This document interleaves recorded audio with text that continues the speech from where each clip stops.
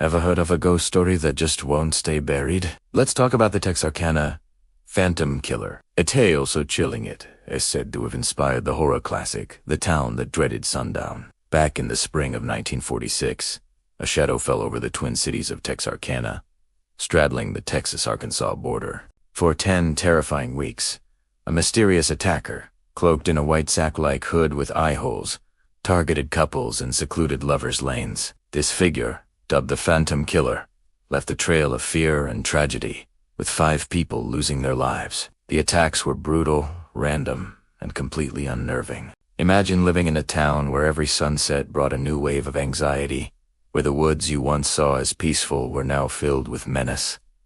The town was gripped by panic. People armed themselves, stayed indoors after dark, and businesses closed early. A massive manhunt was launched, involving Texas Rangers and the FBI, but the Phantom was as elusive as his name suggests. He was never definitively caught or identified. The attacks stopped as suddenly as they began, leaving behind a community forever scarred and a mystery that has endured for decades. But the story doesn't end there. This is where it gets even stranger. The legend of the Phantom Killer took on a life of its own. Fast forward to the 1970s.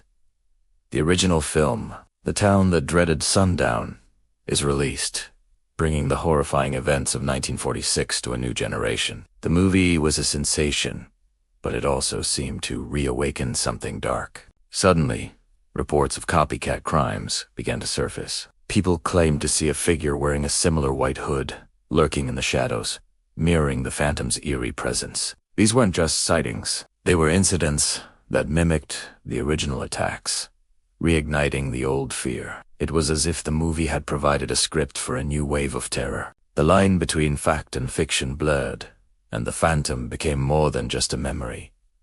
He was a recurring nightmare. Even today, the legend persists. Locals whisper that the Phantom returns, some say every decade, to haunt the very same lovers' lanes.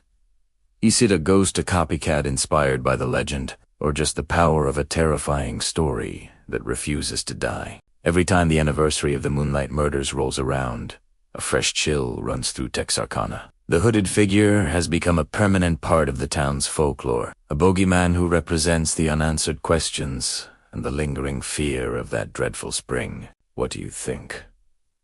Is it possible for a crime to create a legend so powerful it echoes through generations, inspiring new acts of darkness? Or is it all just a ghost story, amplified by Hollywood and local lore? The truth remains as hidden as the Phantom's face. Thanks for diving into this dark chapter of history with me. If you found this story as fascinating and unsettling as I did, hit that like button and subscribe for more deep dives into the world's greatest mysteries. Stay safe out there, and see you in the next video.